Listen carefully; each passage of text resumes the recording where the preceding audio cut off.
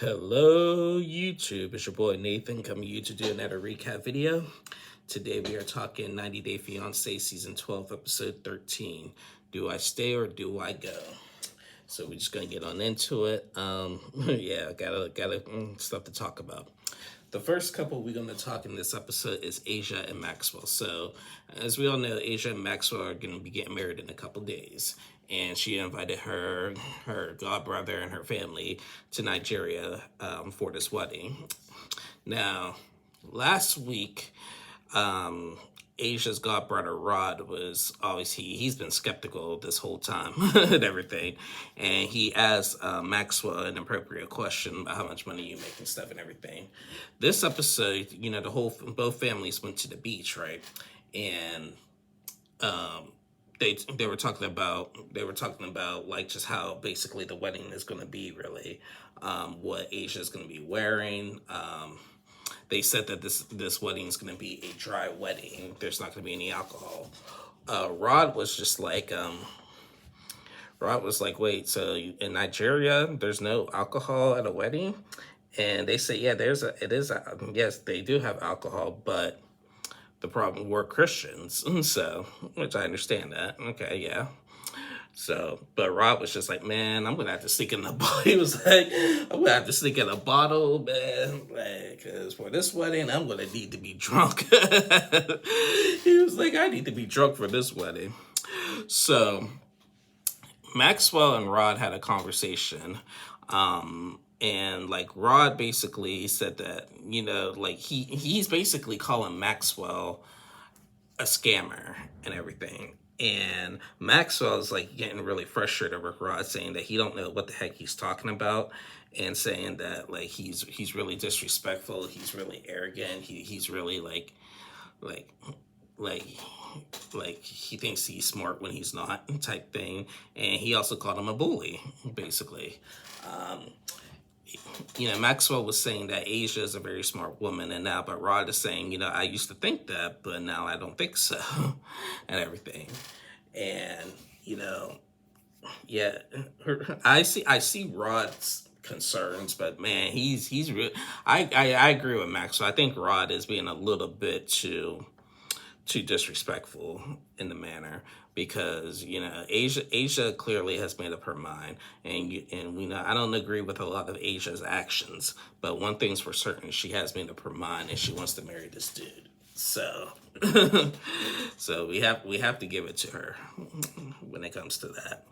So, that was basically it. Now, judging by the previews of next week, it looks like they're going to get into a heated debate, heated argument, I should say, and Rod is going to slam the table, and Asia's going to be like, oh no, we don't know, I don't do violence, nobody, I don't do violence. I can't wait to see how that conversation goes, but I can't wait. So, but I guess this marriage is really going to happen. So, yeah, but that was Asia and Maxwell. The next couple I want to talk is Crazy Katie and Josh.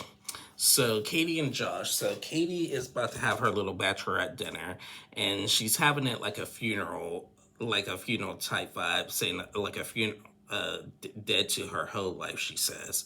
Her and Joshua made up some rules saying that like try not to get pregnant. I mean, not make out with people and stuff and everything, and just ease up on your drinking. Katie said that she has, ever since they got back from visiting her parents, that and listening to her mom, that she's cut back on her drinking a little bit, and is trying not to be repulsive with her decision. So her and Josh set a little bit of ground rules. So Katie gets picked up in a limo, actually, for this bachelorette party. I'm like, oh shoot, she got herself a limo. Wow, okay. So she gets in the limo, and all her girls are dressed up in all black, that has that they were going to a funeral and stuff. And they go out to a restaurant, and they're saying, they're telling their stories of like was the craziest thing that Katie has done. They played that never have I ever game, never have I ever inappropriate stuff and everything. So then after doing all of that, Katie makes a wild suggestion that what she wants. As she's about to get married, she says that, can I be with one person the rest of my life without getting bored? And now she wants to pull a Jasmine and talk about an open and wants Josh to possibly commit to an open relationship. And they only got a couple of weeks left before they have to say I did. Now, Katie has been on social media because I guess like her OCD places, I called her out, and she got mad that she got called out for her OCD from the places that she goes to control it. And same with Josh as well. But as the moment I was starting to think that giving Katie just a tad bit of grace, because of her bad edit that she's gotten. Yes, we all know in 90 Day that they all get bad edits. We know that. We know that. I understand that. But now you're just making yourself just look awful, and you're taking a page out of Jasmine's book.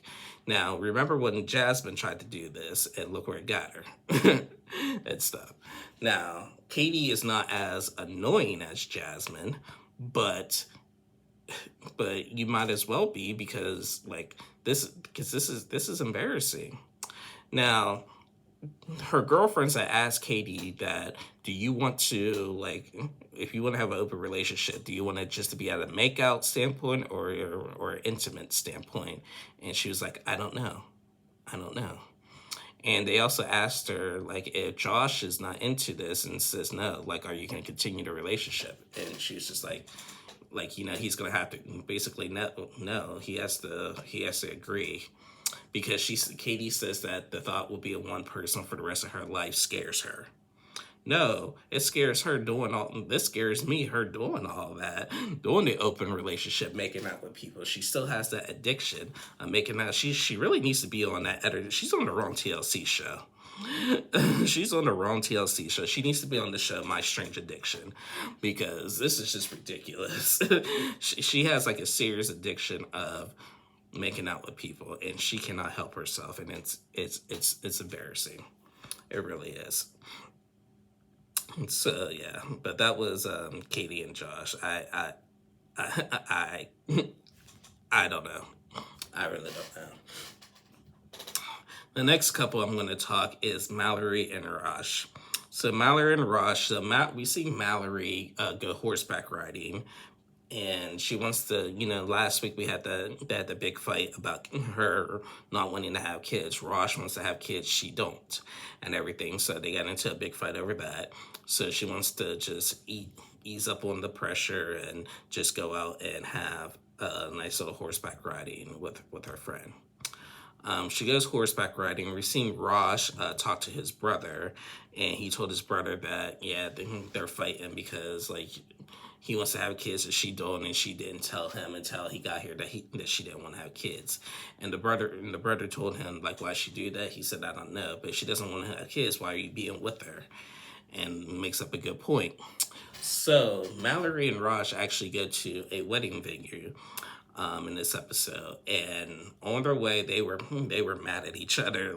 Raj did not want to be there. He was Mallerie flat out told him, look, I know you're mad, but just can you please just ease up for right now? I know we're fighting, but we're getting close, and we got to make a decision now. And he was like, why are we going to a wedding venue? And she was like, because we don't have much time. We have to pick what we're going to do right now and everything. We don't have much time. So they go to a nice wedding. They wanted something small, because they said they're gonna have less than 50 people at the wedding, so they're looking for a place small. This garden area looked really nice and stuff. Raj just, he looked like Mito a couple weeks ago. He looked like he just did not really want to be there. He thought it was nice, but he's just annoyed with Mallerie at this point. So him and Mallerie have a conversation. They express how much they love each other and this and that and everything. And but they're uncertain. Raj basically gave Mallory an ultimatum saying, you know, if you don't want to have a kid, I will cut this relationship. And she's just like, really? Okay. And she was like, you know what? If he's acting like this, I'm the one who should be wanting to cut. Hey, go back to Turkey if you want to act like that. She told Raj that I just need more time. And this one, I don't know. This one, I don't know what to really make of this one, because part of me feels like this is a production type argument, really. But another part of me is just like, I don't know what side to really take. You know, I'm not a fan of ultimatums.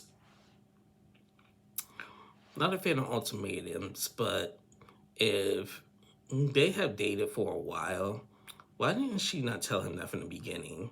Yes, if she would have told him that, he probably wouldn't have come and all that crap. But it's just better to be honest. Like, I would be having, you know, I don't understand why these 90-dayers don't want to have like the conversations before they start filming. Because, I know producers also don't allow them, but still, like, even before filming, they're in relationships, even before they're even cast for the show. So why haven't you, you know, and then when you tell the producers and about something, oh, I don't want to do this, but he doesn't know that, oh, and they say, oh, hold off on that. Hold off on that. Don't wait until we film that scene. Wait until we film, and then tell him that secret or whatever. Like, come on. Like, this is ridiculous.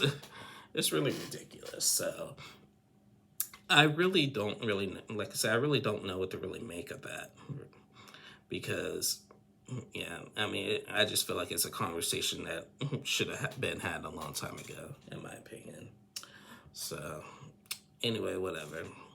That was Mallerie and Raj.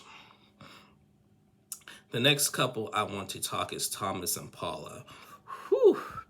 So Thomas and Paula, man. Thomas, man. You know what?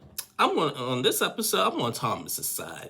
So y'all remember at the beginning of the season when Paula sprayed that perfume around his apartment, and he's really allergic to that stuff. He's really sensitive about that. He's made it clear. Now this is a couple. He's made that clear even before they started filming that he does not do well with perfume and spray stuff. Like, he said, it's allergic reaction, and he's like really adamant about that. So Thomas and Paula are on their way to a cake tasting for their wedding. It's going to be gluten-free. It's going to be a vegan and everything. On their way there, Thomas said that she had like a spray deodorant that she sprayed all around again, and he just couldn't take it anymore and everything. So he's getting on to Paula about that, and she's brushing it off like it's nothing. Now, he has told you countless times, Paula, that he can't do that, and you keep insisting. He's like, oh, you're just being annoying, you're being a baby. No, if you're allergic to something, you are allergic to something. Like, are you trying to kill him? Like, that's not funny. She thinks that's funny. It is not funny. But nonetheless, they go to a cake tasting. They taste their cake and everything, and now because they're close up for their wedding, and so Paula is actually bringing her family out for the wedding. And she's bringing like her sister-in-law, her nieces, her parents. And guess where they're all going to be staying at? They're going to be staying in Thomas's apartment. And there is 8 of them that's coming. And Paula's like, yeah, they're going to be staying at our apartment. Thomas is like, wait, I only have like, that's a total of 10 people. I only got 8 square feet of square acres or whatever. Like, this is, and Paula's like, we got the room. He's like, not really. Not really. This is going to be a total of 10 people. Like, why can't we pay for a hotel? And he was like, and she was like, well, I want us all to be together and everything. But Thomas is like, well, this is actually my space. he's like, well, no, this is our apartment, but yeah, but I still want to have my own space in my own apartment as well. And I see his point. She just made that decision without asking him. She just thought, she just was like, you know what? I need to talk to my fiance. He said that you should have been like, I should have talked to my fiance about this and see like what's going to be the best interest. Like he said that Paula has never really lived like too far away from her family until before she moved from Brazil to America and stuff. So and Brazilians, they have a really tight knit family. They're like really close with their family and stuff. But her making that decision for all of them to stay in that apartment, because you already know Thomas and Paula already had issues in the beginning because he wouldn't make that space for her for all her clothes and stuff. And I know she's excited for this, but Thomas, he was going off. And then on top of, he's like, he kind of agreed to it, but then he was like, but they can't be spraying no deodorant and perfume and stuff. And then she started speaking in Portuguese, saying, "Oh, you're being annoying. You're being effing annoying." And it's like, you know what? No, like they can't be spraying that perfume stuff. Like I'm allergic. Like what? And I just don't understand why Paula thinks that's funny. If he has been serious, and she's like, oh, he needs to lighten up. He's just trying to control everything. No, he's not trying to control the thing. He's trying to protect himself and everything. And she was just like, Thomas is like, can you can you just tell him to be considerate, and can you be considerate? And she was like, it's like asking a cockroach, can I spray this poison on you? She was like, you're the cockroach. She called him a cockroach. I'm like, oh my goodness. She called him a cockroach. I'm like, oh wow. So yeah, I mean, Paula, it's not funny. It's really not funny. Now, a lot of people will probably say, oh, Thomas is being a wimp, or Thomas is overreacting, Thomas this, Thomas that. But no, if he's really allergic to something and she keeps spraying, it's not even that she's spraying just a tad bit. Like if she would spray like a tad bit and it's not noticeable, that he could probably could work with that. But she's not. She's just spraying all over the place and everything. Like it's almost like she's intentionally doing it just to piss him off, and that's not funny. It's not. So come on, Paula. I like you, but come on, you gotta respect your man, please. I'm not mad on Thomas's reaction. I think Thomas has a right to react the way he did. I'm not mad at it. I'm really not. So this episode was Team Thomas. So, but come on, Paula. Come on. So yeah, that was Thomas and Paula. The next couple I want to talk is Shay and Annabelle. So Shay and Annabelle.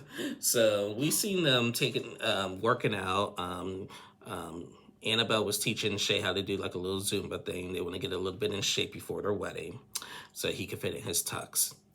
And then we have to talk about what happened a few weeks ago with church with Allison and stuff and everything, where Annabelle was disrespectful, and I actually had to agree with Allison on this one, that how Annabelle was disrespectful. And so Shay was just like, I feel like you guys are both wrong in the situation, how you're handling each other. But Shay actually opened up to Annabelle about Allison's mom. Allison's mom had a lot of issues, and I guess she passed away 8 years ago when Allison was 18 or something like that. And it broke her, and she just, that's why she's afraid to lose people, and that's why she's really super close with her dad. I didn't know that about Allison's mom and stuff. So now I'm starting to see why Allison's the way she is and stuff. So Shay asked Annabelle to just give her some grace when it comes to that. And Annabelle's like, okay, I'll try to talk to her. I want her to be the stepmom. I want to be a stepmom to her. I want her to look at me as a stepmom and stuff and everything.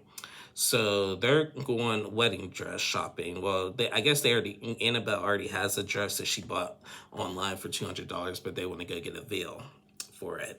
And Allison is supposed to go with them. So Allison, they pick up Allison. Allison gets in the car, and she goes back to her little snarky comments. So is this wedding actually happening? And Shay was like, yeah, like why wouldn't it be?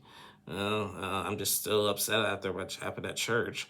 He's like, yeah, but you have. And Shay told Allison, was like, look, you have to get cut Annabelle a little bit of slack. She was.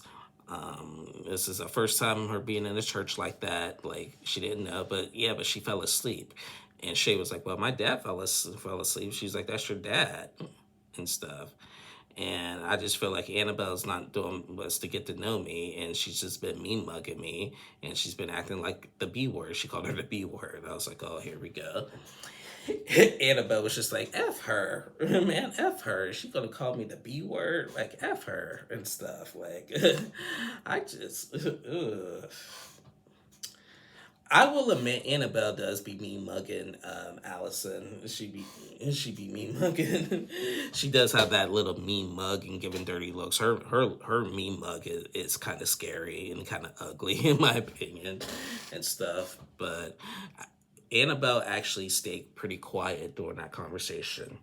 So Shay dropped them off at the wedding dress place or whatever, and then Annabelle tried on dresses and the veils. Allison was just quiet the whole time.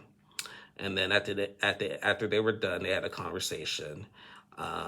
Annabelle apologized to Allison for how she acted at church and everything, and told Allison, like, look, I don't want to keep fighting with you. I'm sorry how I acted and everything, and like I'm about to be your stepmom, and I want you to like see me as that. Annabelle said, I don't want. I mean, that's what Annabelle said, and Allison was just like, I do miss my mom. No one's ever gonna replace my mom. I always could call my mom. She was my emotional support, especially if my kids were being bad and stuff and everything. But I don't want to stay like angry with you all the time. But that just hurt me really bad and stuff. So Annabelle and Allison gave each other a hug. They hugged it out, and they were like, we can work through this and start all over with a new life and everything. I'm like, oh, that's sweet. I don't think Allison's apology. I thought Annabelle's apology was genuine, but Allison, she just took it because she felt like she needed to. But I still don't think it was really all that genuine. But Annabelle's I felt was genuine. Now, like I said, I do agree that Annabelle has a really mean mug and stuff. So yeah, but yeah, they hugged it out, and yeah, we're gonna have this wedding too, hopefully. Yeah, we are. Now, here's a wedding I'm kind of concerned about that if we're gonna have or not. Let's talk about Marissa and Edward as we wrap up. So, Marissa and Edward. So, we left off with the fight in New York. And Marissa not being 100% sure she wants to even marry Edward. They're in New York fighting over it. Edward basically gave an ultimatum saying, look, like, you have been, like I have been listening to all your concerns and all your worries throughout this whole time. Now it's my turn. Like, I have concerns now, and I don't think I want to be with you if you're not 100%. And I need to know right now, are you 100% in this relationship with me?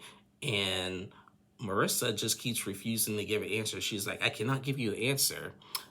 I just cannot. And Edward is just like, no, I'm not tolerating that. Like, I need an answer. And she's like, no, I'm not giving you an answer because that wouldn't be fair. I'm like, you want me to lie to you? He's like, no, I want you to be honest. And she just won't give him an answer if she's 100% or not. And then he just stormed away and walked away and stuff. Now, I'm tired of the saying we're just keep going in circles here. Like they only got 2 weeks left before their 90 days is up. So they really need to make a decision on what's going on and everything. So they go back to the house, and, Edward's just like, I'm sleeping on the couch. Like, I'm done arguing about this. So prior to going to bed, things took an unexpected turn out of the story. Marissa apparently has an ex-boyfriend before Edward that she still communicates with. And she said that when they said that their relationship, of course, had some benefits, and that when they broke up, it was not broken up on bad terms. They were actually on good terms when they broken up. Now, Edward says that he's not a jealous person, but she talks to him a lot. And I guess he made up a little thing saying that, I went through your phone to see that he got a conversation with your ex, but then I was only saying that I didn't really go through your phone. I just wanted to see if you admit that you had a conversation with your ex. So with that, now Marissa is pissed with everything because then they go out to lunch, they go out to breakfast or lunch the next day, and Marissa is pissed. Like, what gives you the right to do that? And he was like, I'm tired of this. Like, I just feel like at this point, like if you're uncertain with me, is there somebody else like your ex and everything? And she was like, I would never hurt you like that. And I was just starting to think that if I don't change my ways, that Edward might leave me. But at this point, if he's going to act like that, then go ahead and leave me. I don't care. And everything. So now we went for her not being 100%. Now she's really aggravated. She kept on saying how aggravated she was on how he's acting and everything. And I Edward can't win. Edward can't win. Now things have just gotten a little bit worse because he did that, and nothing like fully came out of that, but still. He just added fuel to the fire. Marissa is already uncertain. Now you just gave her like the green light not to want to be with you, like just to make her have more doubts and stuff. So she was like, how do we get past this? So we need to write down like what we need to do if we want to make this work. So she actually gave it an ultimatum, and they gave each other an ultimatum too, and said that we got 2 weeks to figure this out. And Edward was just like, in 2 weeks, if you're not 100% sure, I'm leaving and going back home. And I'm not joking about that. And I'm like, good for you, Edward. Good for you. So they wrote down, so Marissa wrote down some stuff of what she needs to work on, just listening and just like trying not to get aggravated as much, and just like having a nice calm conversation and everything and stuff. And she just told Edward try not to be so jealous and reactive, because both of them got really aggravated. Marissa said that the fight that they had about it was they almost broke up over it and stuff and everything. So, I mean, but this is what happens when you acting like that. Because like I said, she's saying this whole time, like Edward, like it's been nothing but problems since Edward got here. But we have not, like I said last week, I have not seen Edward do anything wrong. What wrong, besides that fence, what wrong has he done? He's been great. From what I've seen, he's been great with the kids. He's trying to cope living in America, living in the rich fancy lifestyle. Like he's still trying to get used to everything. Like give the man some slack, cut the man some slack. You're the one who wanted the vacation romance to turn into a house husband and stuff. And he's trying, and you just can't, and you just uncertain. You just playing with his heart. Now, do I think they got married? Spoiler alert, they probably got married. And from what I hear, he's a baseball coach now and everything, and Marissa helped. And this is one of those things too, like how much of it is Marissa really acting this way? But then again, she be on social media a lot trying to defend her actions and stuff and explaining herself. Both her and Edward be on social media defending their actions and stuff. So how much of it is produced, but how much of it is them? So I just feel like a lot of it is probably produced. Like, and from what I've heard, I did hear this.